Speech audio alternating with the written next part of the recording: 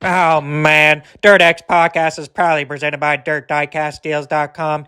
Use code DirtX at checkout for 5% off and please stay green. Welcome back, everyone, to the Dirt X podcast presented by DirtDiecastDeals.com. I'm Jacob Dove of Phenom Motorsports, along with Jacob Perry of CushnBangn. And on today's episode, we have a huge guest coming on. And, well, I have to put on my good Ruben voice for this one. So, driver the number 9, NOS Energy Drink, Longhorn Chassis, Bilstein Shocks for Ty Torrig. It's the thrill from Mooresville, Nick Hoffman. Thanks, Nick, for coming on. Yeah, I appreciate you guys having me. I always enjoy these type of deals, and anything you can do to try and get your name out there a little bit more, it's always good for us. So, Nick, we have to talk about this past weekend.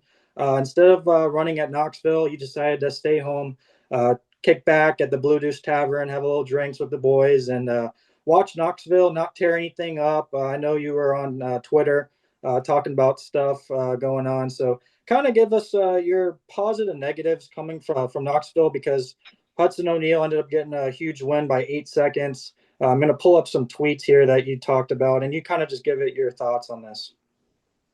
Yeah, so I mean, Knoxville is obviously one of the most prestigious racetracks in the country. So it carries this prestige with being the Nationals, and the late models Nationals obviously never carries a torch to what the Smart Car Nationals does, but still prestigious. A really cool racetrack. I've only went there once to run the late model Nationals. It was very early in my late model career, and it just you learn real quick. Like that place is fast. It's very hard on stuff, especially with the rain they had the first night there on Thursday, and can get pretty brutal. You can tear up a lot of equipment really quick, which we've seen it kind of all weekend. But yeah, some of the tweets that I was tweeting out this weekend, that first night, everybody was struggling to steer, which is typical on a bigger racetrack for us, a Volusia, an Eldora, a Knoxville. But Knoxville, especially when that place has got grip, it is like suck your shoes off as fast as you'll ever see. It's super flat.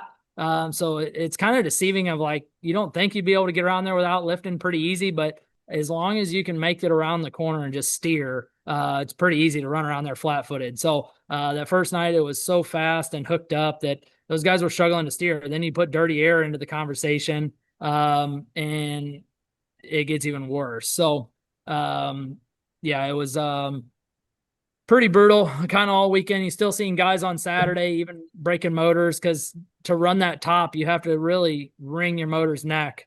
So that's kind of what we've seen. And at the end of the day, Hudson ended up kicking their ass anyway. Yeah, you seen on the prelim night that you said this is terrible. Not sure I remember this much shit getting tore up in a week. Going into the weekend, it seemed like if this was going to happen on Saturday night, that Lucas might never come back to Knoxville and never have this race again.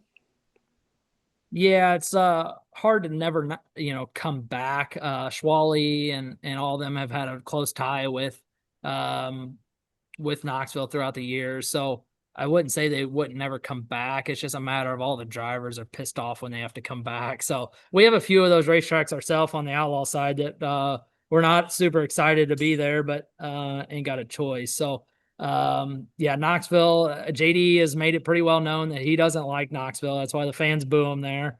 But yeah, it's a prestigious place, so you almost have to go. It is a really good racetrack. Saturday night, they think they had 10 different lead changes and a 75 lap feature. So obviously a great race, but looking back at the scorecard, you look at Hudson wins by 9 seconds. You're thinking that's a snoozer. But I think he came from 15th or whatever. It was pretty impressive. So the racetrack widened out the next 2 days after the rain got out of there. But no matter what way you cut it, it's still really hard on stuff. So I'll tail end on that question a little bit. I posted the tweet. I think just outside looking in, and this is why I'm asking you this, is 100 laps too much? Yeah, 100 laps there was definitely too much. That's why they've cut it down to 75, because throughout the years, probably the last 3 or 4 years they ran 100 laps, they'd start with the racetrack so fast that they actually had drivers running out of gas, which we never see that. Anywhere we go in the country, we run 100 lappers everywhere, it feels like, and we would never have an issue with fuel. But Knoxville, you're on the gas so long and for such a long period of time around the racetrack that they were using so much fuel that they were literally running out of gas. And it wasn't like they were having a ton of cautions or anything stupid. It was just fuel consumption wasn't there for us. So there was a lot of guys that were leading races or running up front in that 100 lapper and running out of fuel. That's why they cut it back to 75, and 75 laps still there is a long period of time. My question. So we kind of got in the last couple episodes, I mentioned, bringing somebody on, and that's what, brought this up. So the running rumor for the last, I mean, ever since Longhorn's been prominent, is that even out of the box, sometimes you can get a quote unquote bad one.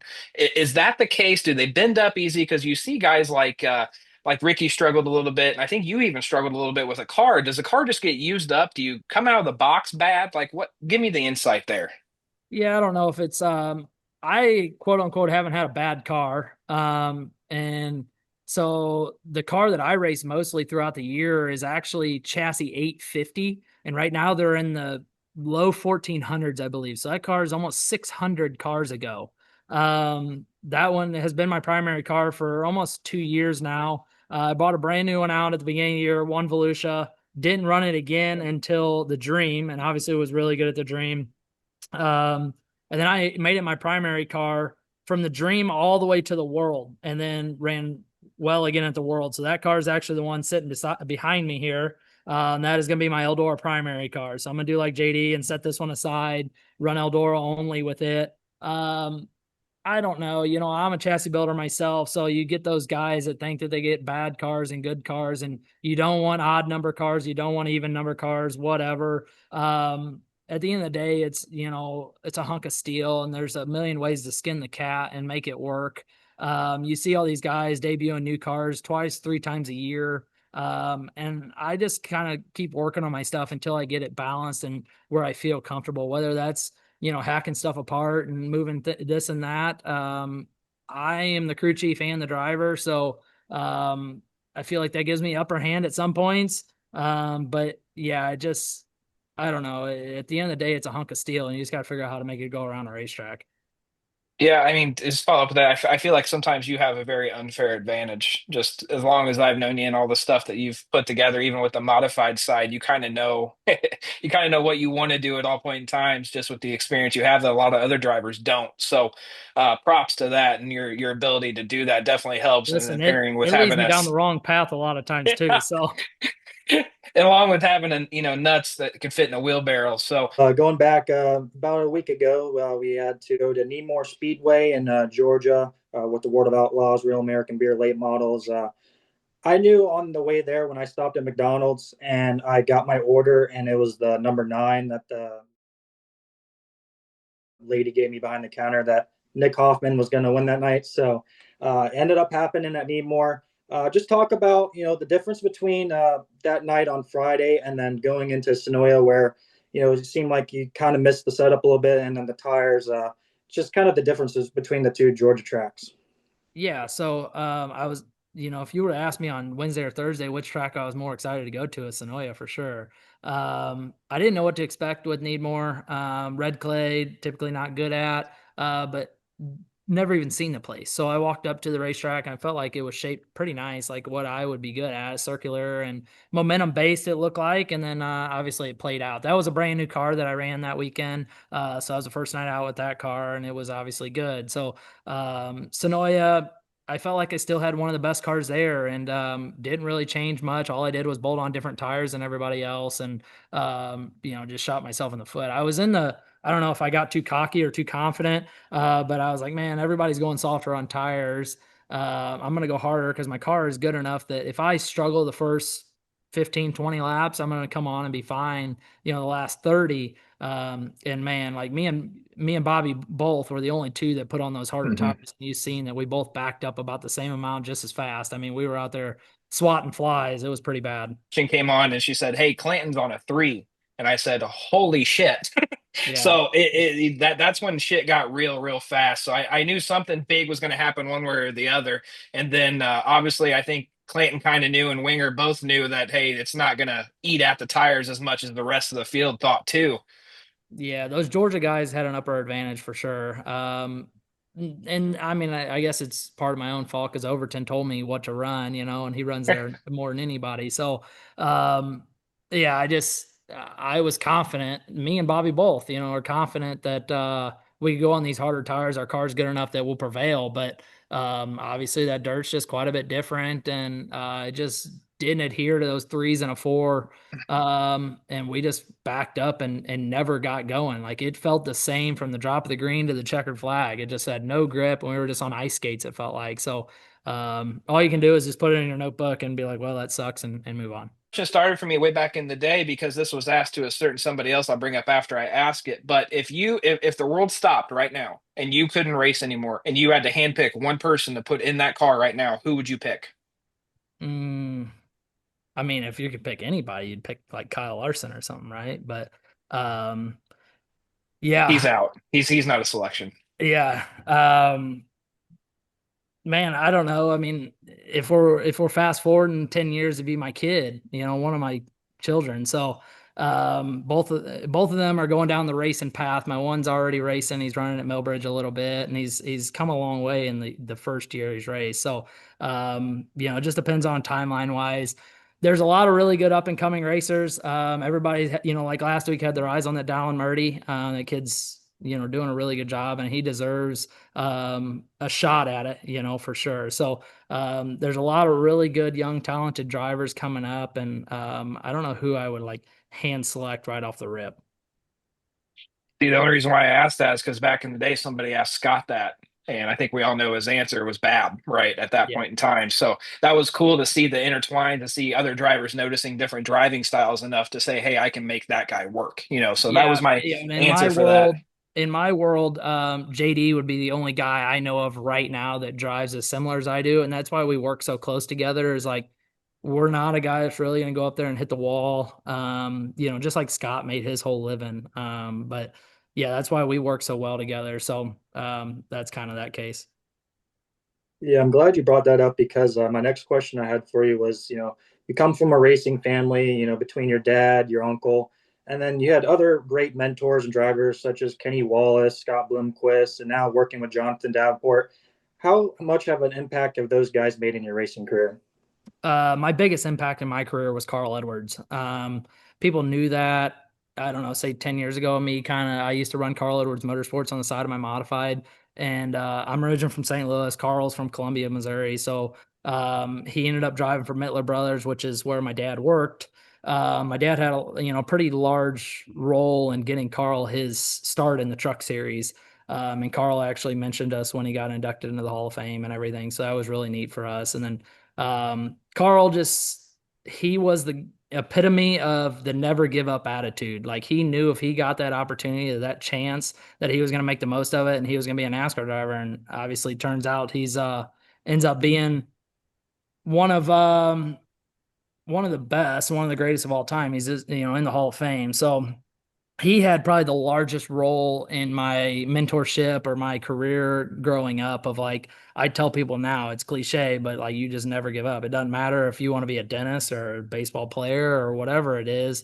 If you work at it hard enough, you can do it. And that was Carl's whole deal. And I always wanted to be at that time, wanted to be a NASCAR driver, but a dirt racer, a professional dirt racer would be, where I want to make a living. And I'm fortunate to do that. I had to do a lot of hurdles and leaps and take a lot of chances to get to this point, but it's just the way it goes in life. And Scott, yeah, I always say it, like if it wasn't for that opportunity to drive for Scott, I don't feel like I'd be here today. Because Ty took a pretty big chance still. I had never won a race with Scott, but we ran really well, and Ty just took my experience of running for Scott and the Jones family and the Hatcher family and Barry Wright. I ran for a lot of pretty cool people throughout my career. And, but yeah, I mean, I feel like that opportunity with Scott in 21 was kind of what led me to today. Kind of piggybacking off that, I think an overlooked step for you that I remember prominent in my head is the bad backup car at Davenport, right? Yeah. That was Yeah. everybody forgets about that. That was a kind of a whim thing, and I heard through the grapevine before you announced it or whatever. I'm like, oh, this will be fun. Well, you end up outrunning Shannon, if I remember correctly, right? Yeah, we had a couple issues early in the night because that car had a different rear end in it than his car, and we just put the same gears in. Well, this car was a 486, so I went out there and was turning this thing 10 grand in qualifying, bouncing off the chip exit in the corner. So I was like, hey, something's up here. So put us behind right away. And but yeah, I mean, Shannon and I became really close friends, and that was a kind of a deal of Shannon wanted me to run it because I didn't have nothing going on, and Petrov had kind of become buddies with me and stuff, and so it was kind of the both of them, and yeah, it was just really neat to do. I've got to drive for some really cool people. I mean, Barry Wright, one of the most prestigious names in dirt late model racing, and get to drive his house car was really cool, and try and help that house car program a little bit. And we made the Dirt Million. So, yeah, I mean, him, and then, Scott Steele. Scott had a huge relationship with Barry, and I feel like that was part of that reason too. It's crazy to see all the ties kind of go in and everybody intertwined and everything. It's just wild every time I hear about it. Yeah, so looking at this 2025 World of Outlaws season, obviously in 56 features, you had 8 wins, 30 top fives, 45 top tens. You're currently minus 116 behind Bobby Pierce. Just talk about your overall satisfaction of where you're at right now in the season. And I know we're going to be biased here, but I'm begging you, please, to catch Bobby in the points. Yeah. I've said it quite a few times. Bobby just doesn't have issues anymore. Back when he ran his summer national days and before he was a national driver, he used to break motors and break parts, and he might win 6 and he might DNF those other 4. Now that just doesn't happen. And I knew going into this year it was going to take an average finish of 3rd to 5th in order to win the championship. You ain't going to be able to have those 10th place and, like the other night, Senoia running 15th. Like you just can't have that anymore. And all series became that way. Sprint cars, Lucas, all that stuff is that way of like, you better have an average finish around 3rd in order to win the championship. And he's been right around there. So, yeah, it's going to take quite a bit for, it's going to have to take a couple issues on his part and me to have a really good night for me to even to catch him. And I've pretty much separated myself from 3rd far enough that it's the same way. I'm going to have a couple pretty bad nights, but I was just like, man, if I could just get to Charlotte, I feel like I run better than he does at Charlotte.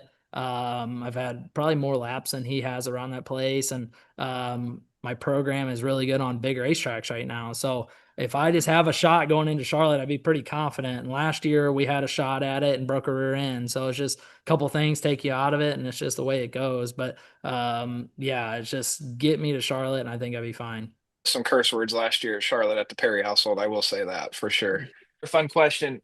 In the late model division, we'll do this one first. In that division, who is possibly the most overlooked driver or underrated driver that, in your opinion? Um, I don't know. It just depends on what part of the country you're in. Like right now, regionally, Jason Fager is probably the best guy in the Illinois region. And I feel like he's overlooked a little bit. Um, Man, it's all over the board. You go up in West Virginia, like Tyler Carpenter is good enough that he could win national races. He just don't get the opportunity to run enough of them. Um, Trey Mills, obviously down there in the top 25, he won this past weekend. He does a really good job for as young as he is. Um, the kid, he does a great job, and he's got the right people around him and stuff. So Josh Rice is going to get a national opportunity, and it'll be exciting to see how that deal goes because he's really good right around home. He's going to go to a lot of places that he's never been before. So, yeah, as far as this top 25, there's a lot of guys that you expect to see up there. But those guys down at the bottom, like a Corey Hedgecock, I call him Hedgehog. A lot Hedgehog's safer really that good. You way. get down there in the South and it gets slick. He's one of the best. So, yeah, it just depends on what part of the country you're in. I don't think it's fair that Nick took a weekend off and he was 4th in the last dirt rankings, and they moved him down to 6 after Hudson and Devin won. I think Nick deserves to be top 5 for sure. Yeah, it's political. We argue about this. That's actually one of the first lists though, that I more agree with than disagree with. The last one they came out with, we could have had a whole episode about it. Kind of opening up my question overall. If you go to other divisions, maybe mods, maybe stock cars, maybe whatever, who is an overlooked just talent, raw talent in a seat? Yeah, so obviously I keep a pretty close eye on the UMP modified side just because that's what I build the most of. And I know Drake has got a national ride and he's doing really good in the late model side, but Drake Troutman is a really good race car driver. He just he needs the right people put in place. Like his biggest issue right now is he doesn't have enough help and um enough people around him that can kind of guide him. So that throughout the years he's gonna get better. Cole Falloway's running one of my cars, doing a really good job. He's won almost every big modified race there is this year on the UMP modified side, and he's gonna end up. I think he's already clinched the UMP national title. So yeah, that's mainly what I pay attention to is the UMP side. And to be honest, like there's not as many young kids that I would look out as and be like, all right, this guy's ready to move up. Mikey Ledford, uh, kid does a really good job. I don't even know how old Mikey is now because I've known him since he was like 12 racing against me and he was almost kicking my ass then. So I don't know how old he is now. His brother's building race cars, building some late model stuff, and he's ran his late model a couple times now. But that kid could be really good if he got put in a ride that kind of everything was put around him and and it was the right situation and the right equipment. He's running really well, and I believe he's running the Royal House car right now on the modified side, and he wins a lot of races. And he can kind of right now he's gotten to the point where he can do whatever. He can beat the boards down or he can run around the infield. Before it was like he had to run the fence all the time, and he's gotten disciplined enough that he can move around. He's doing a pretty good job. I feel like part of that comes from just being comfortable here around home. You know what I mean? For to go to Farmer or to go to Falls or whatever, he's comfortable enough to do that in whatever car. I'd be curious to see, you take him out to the Volusia, the Speed Week, shit like that, if that would be the same case. But I love asking that question because sometimes it gives those, in this case, kids, that boost of confidence to hear it from you, and it's really cool, and it keeps fans that might listen to this eyes on them, like, hey, I didn't know who the hell he was. So We wanted to go more on the personal side of things, just because you're a busy guy, and that's why we appreciate you taking time to be on the podcast. But how do you balance between racing full time with the Outlaws, running your elite chassis modified company? Obviously, your son Maddox is running at Millbridge, and doing the show for Dirt Vision with Pitbull. So I got my hands in a lot of different things, but I'm very fortunate now. My shop is right here on my property. Last year we just built this place, and so I got the elite chassis side. Like over there is my engine side, which is what my dad does. So kind of got the shop separated over there for engine side and then chassis side. So all my dirty work is kind of in that back corner and separated from the main part of the shop. So all the jig and everything. That's what you seen one of my employees walk through the camera frame just a little bit ago. They were leaving for the day, but and then right beside me here, I got two modifieds, pretty close to being done. They got motors in them and everything, and one actually is going to be driven by Ricky Thornton Jr. a little bit, so that's kind of cool. Both of these cars are going to the Kohler family. For Evan and Jordan to run. They got a third car on order for Ricky to run a little bit, so that'll be pretty neat for me. Then to have my late models here, it's a huge stress reliever. And then my kids are in and out of the shop all day. They get home from school, they're in here kind of messing around. And so that definitely helps. Before, when I was kind of separated, where before last year, my late model stuff was over at Ricky Stenhouse's house, which is through the woods 200 yards, it ain't very far. So my late model stuff was there. My chassis side was over at my parents' house. And then, so I was kind of torn between where I needed to be. This has really made my life a lot easier. So yeah, I got a lot of irons in the fire, but, just now it's way smoother than it ever was. My Bluetooth Tavern is upstairs. So when I'm done for the night, I can go up there and have a drink and hang out with my crew guys or whatever. And we have some pretty rowdy get-togethers here. I know the answer to this. I'm going to bet within myself. Two-part question. One, a track that you used to run all the time that you can't run anymore, which one would you pick? And also, is there a chance for the shitbox Blue Deuce to make a return ever?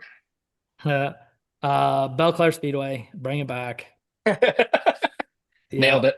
Yeah. I was fortunate that I got a piece of the wall. So I got about a 8-foot slab of the railroad tie wall. And then I had somebody go up there and cut out the section of the grandstands, like the boards that I used to sit on when I was a kid growing up. So I'm going to be able to bench out of that board, and then the wall be the back side of the bench to put up in my Blues Tavern. But yeah, I hope they do rebuild the racetrack. You just never know when the government's involved and stuff. If it'll actually ever happen. But yeah, a lot of memories at that place. I didn't get to race there as much as I wish I did. I never got to win there. That really frustrates me. So yeah, that sucks. But my list of cars I got to build is over here on the wall, and at the bottom it says me, me. So there is a possibility. I do have to build a brand new car for myself for Kenny Wallace to drive at Volusia again this year. So it just depends on when I want to shove myself in this schedule to see if I want to run Volusia for the Rudiman Memorial, or if I want to try and hustle and get it done for Charlotte next month, or I know the guy that does the dome. If I wanted to get an invite to the dome, I could make that happen too. So that's the one race in my modified career that I want to win. But if I get it done in a late model, it means way more anyway. But it's like, I'm from St. Louis. If I could just get that arch to put in my bar, I'd probably be able to die happy. But until that happens, I need as many shots at it as I can get. So it's like I need to run modified and late model. I ran the midget that year, ran all three, and was close in all three, but I still haven't won Saturday night. So if I could get a late model one, that'd be pretty badass. I mean, come on, man. You got the Jack Hewitt of stats at the dome that, it's something that can't be done again, right? You podiumed in all three. Yeah, podiumed in all three on both prelim nights and Saturday night. So I never finished worse than third in anything, and won the prelim night in my modified.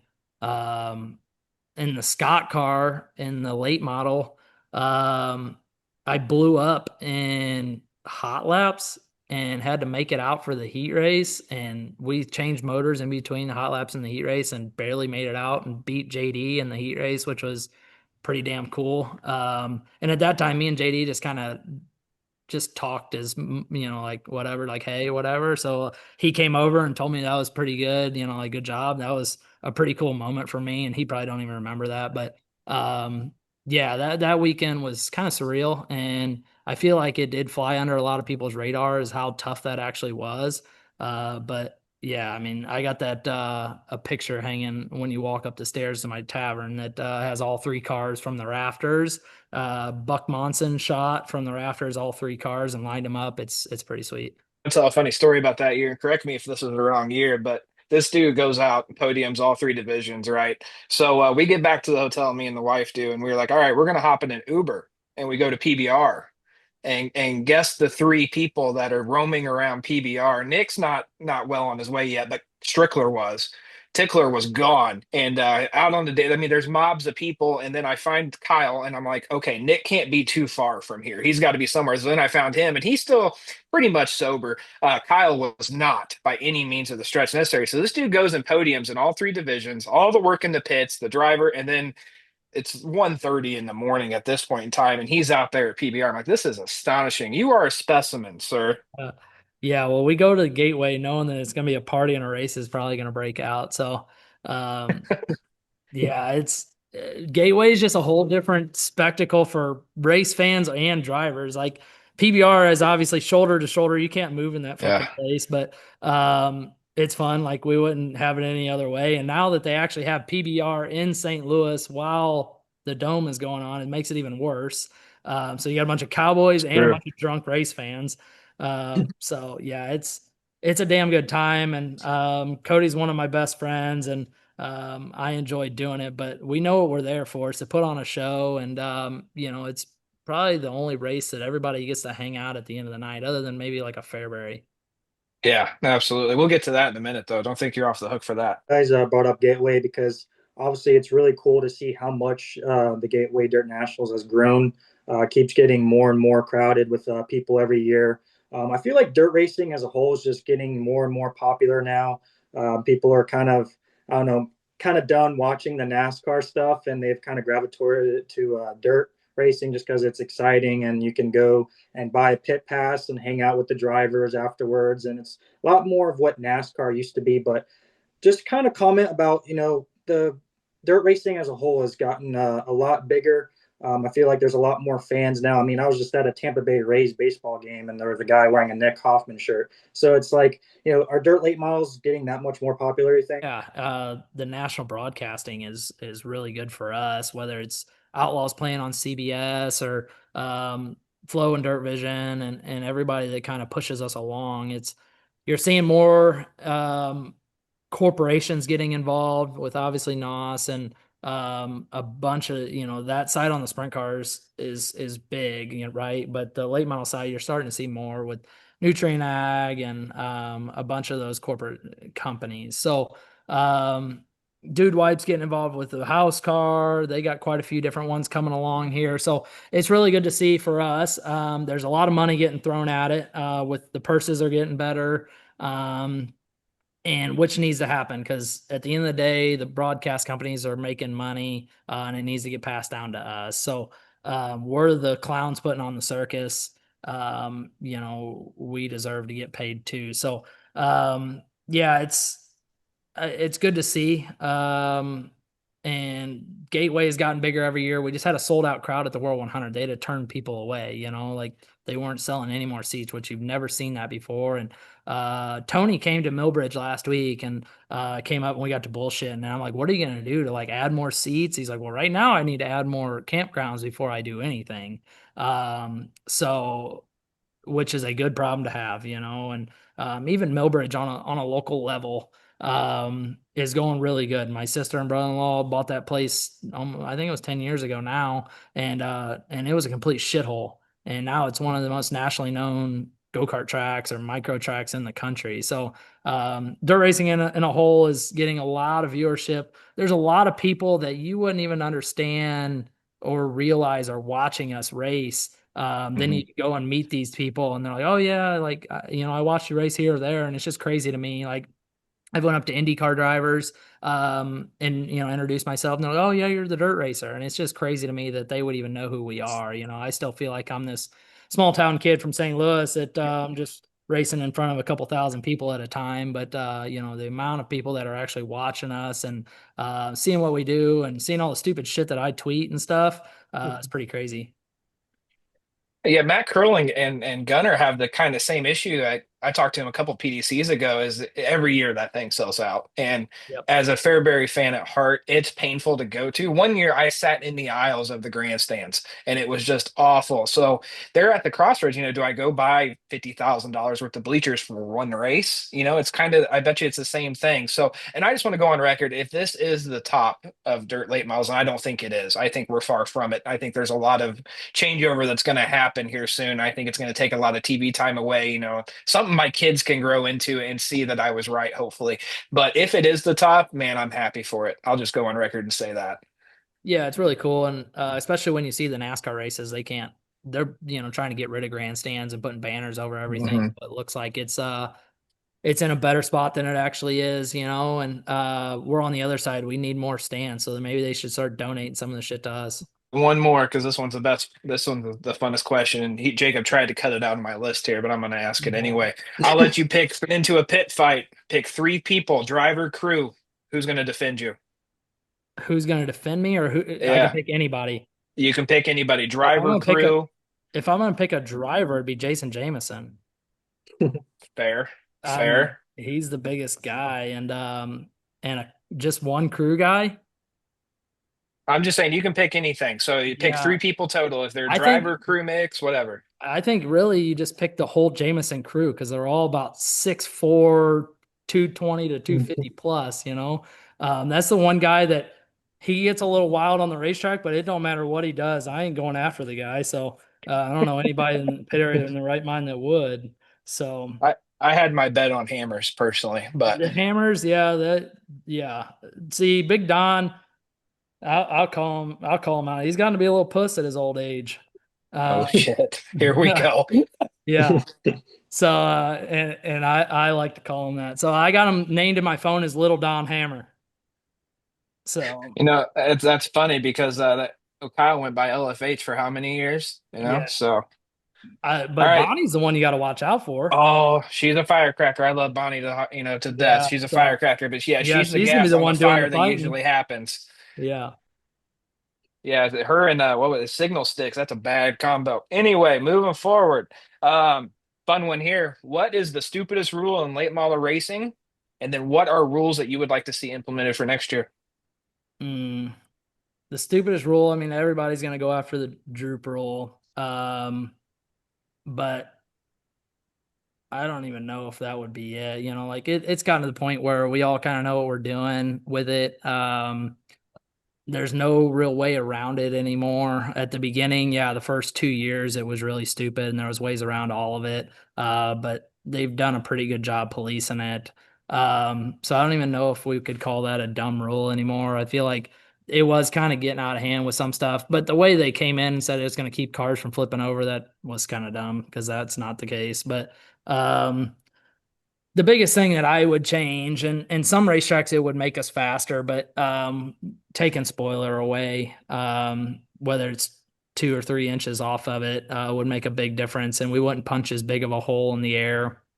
Um, but yeah, I'm a body guy, and I feel like I push the rules more than most. I can pretty much do anything as far as cut and fab something up here at my shop. So the body stuff I enjoy to try and push the limits, but the body stuff is also the reason why it's gotten to be the way it is, you know. And I'm only doing my job of trying to push the limits as much as I can because it's allowed. And until they make a rule of against this or that, you got to keep doing whatever you can. So that is the problem with, you know, our racing of like, we have so much grip now, mechanical grip, down force, side force. And we punch such a big hole. It gets to the point where it's tough to race at a lot of places, but, that's probably the only issue. And the problem is more rules cost more money. You know, no matter what, we're still going to find a way to go the same speed.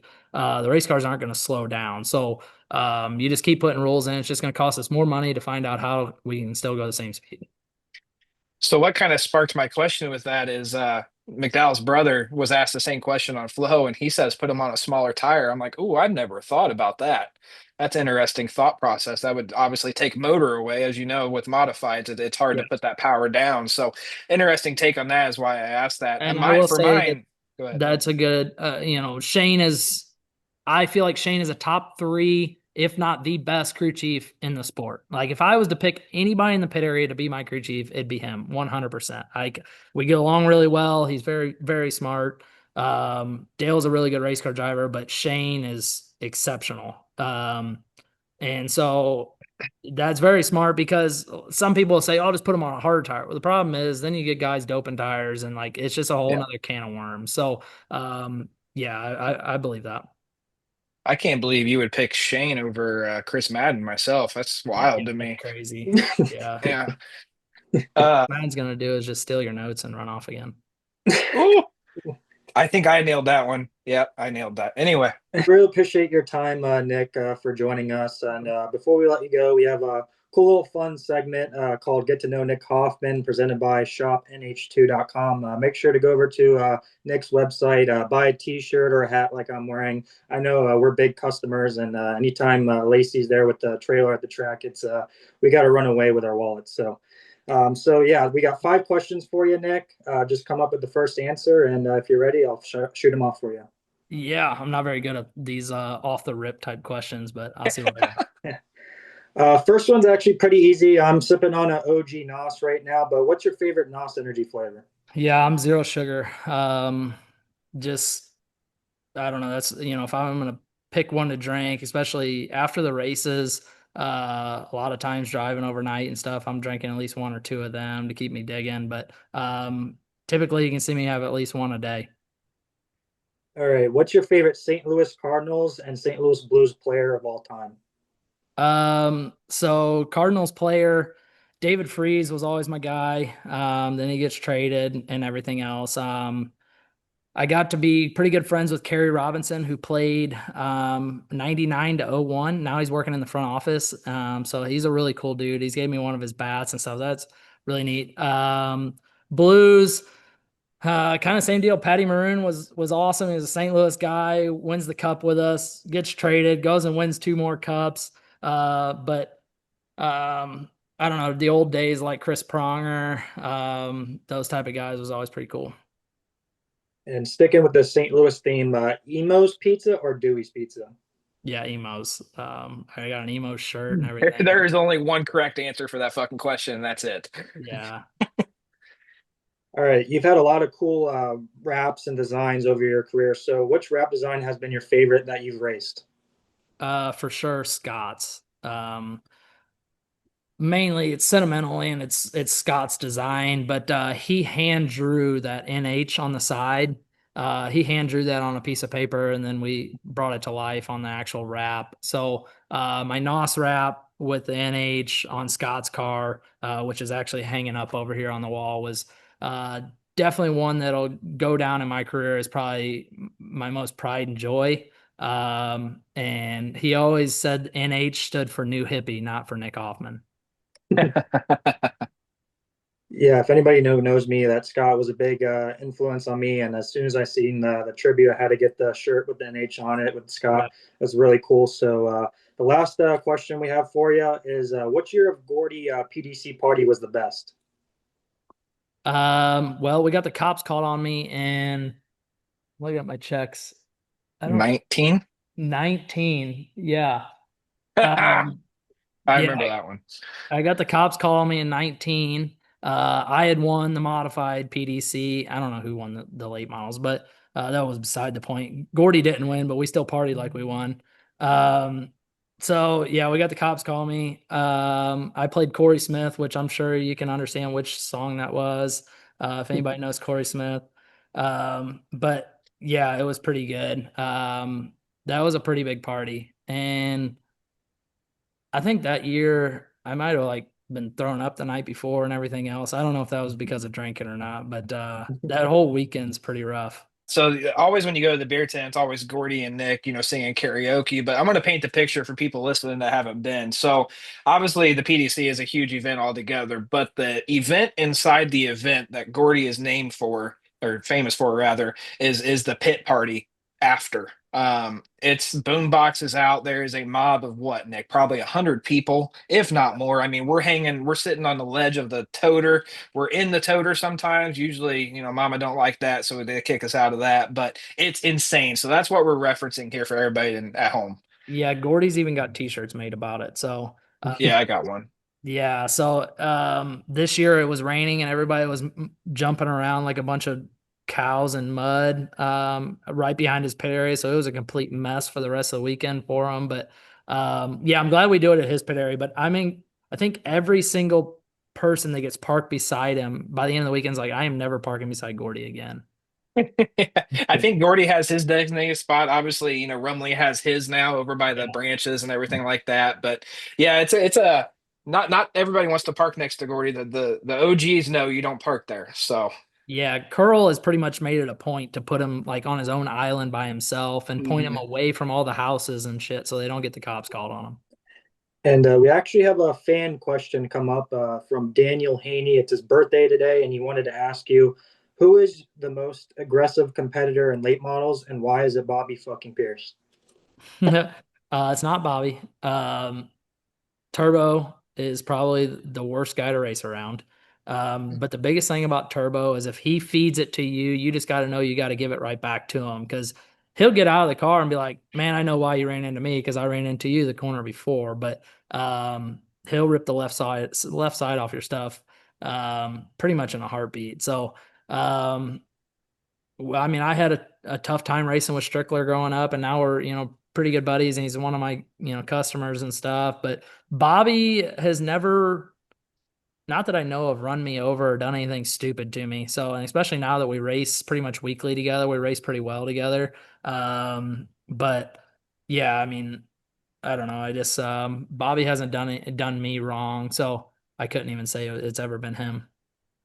isn't it wild? Even like growing up, and I'll say this name, and Nick, well, you both should know it actually, but like the quote unquote dirtiest or most aggressive drivers usually end up being the nicest people, behind the helmet. So Hedrick growing up got the name Hitman for a reason, and him and Big Super Shep had a few run-ins in my childhood on summer nats. So it's always wild to me, and Turbo doesn't quite fit that mold. He can be a prick, let's be honest, but overall Turbo's an all right kid, not guy now. He's not a Yep. kid anymore, but it's crazy that the hardest guy to just go out and T-bone somebody is also the nicest person. Yeah, and I don't know, it's easy to get out of the car and just laugh about it and be like, yeah, I screwed up or this and that. Turbo will never say he screwed up. It's just a matter of like, if he's gonna hit you, you better get him back, and he'll understand why you got him back. So that's the biggest thing. If you're gonna give it to somebody, if you're gonna dish it, you gotta be able to take it back. So he does a really good job at that. Probably better than anybody that I know of. But yeah, I've always been a guy that I feel like the cleanest driver out there is Brandon Shepherd. Yeah. He's definitely probably the guy that will never run you over to pass you. And when he was racing with the Outlaws, we probably never touched, I don't think, and he's just fun to race around, and he'll race you hard, and that you're gonna, he's not gonna give you the whole racetrack, but you're never gonna run into each other. So yeah, there's quite a few guys like that, but Sheppy would be probably the top national guy that is fun to race around that ain't gonna run you over. No, I tell my kid that all the time. He's coming up and trying different things and go-karts and stuff like that. I'm like, if you're gonna model yourself racecraft wise or something like that, Sheppy's your guy. You know Yeah. what I mean? Just to develop great habits and everything like that. On the sprint car side, it's Grandpa Shots, obviously. I think they're cut from the same cloth, so it's amazing to watch. And I've actually got frustrated, Brandon, many times. He'll pull himself so far down and so far off the other car that it ruins his run, just to stay clean. Yeah, and that happened even in Knoxville last week. I felt like he had one of the better cars, and there was a couple situations he probably should have been a little bit more aggressive with. And it's easy for me sitting in the couch, because you can be a couch racer, and that's what I said was I'm a Mhm. pretty fucking good couch racer. But yeah, it's easy to be that way, knowing that I'm probably not near as aggressive as some of these guys either. But there was a couple situations this weekend where it was like, just slide that guy or like stick your nose in there. But he's not going to do it because he's not going to take Yeah. himself out. That's why he's been such a good points racer. And he won that Outlaw championship last year. And I told people that whole time is like, this guy might not win every single night, which he did for a long time, right? Like in that Rocket one, and they've gotten to the point where they're really competitive again. But he will top three you to death. Like he might not have the best car to win the race, but he'll find a way to run in the top three, and that's what's won him so many championships. On the opposite end of the spectrum, I'm sure you saw it too, but those bombs Turbo was throwing was insane at Yeah, Knoxville. just ran right through JD. So He yeah, was a two for one, or I think going into three there in one of the heat races. I mean, I was amazed at it even. So yeah, he will. Talking about sticking your nose in places it probably shouldn't be. There's a lot of times that he does it, but he'll make it work on the other end. So it sells him a lot of t-shirts. Some people hate him, whatever. Like I'm buddies with him. We can get along, but like I said, the biggest thing is you got to dish it right back to him. We really appreciate your time, Nick. I know we could talk hours and hours about racing and everything, but make sure to go check out Nick's merch website. Go stop by his merch trailer and check it out. He's got some great stuff. Nick, we really appreciate it. Good luck the rest of this race season. Hope we see you at a track here soon. Yeah, I appreciate you guys having me on. Any other time, just let me know. yes, sir. Thank you. Tell the wife that I will get her the drinks that I promised her in St. Louis. So Yeah, I'm sure I'll see you before then. But we appreciate it overall. heck yeah, no problem. Thank you.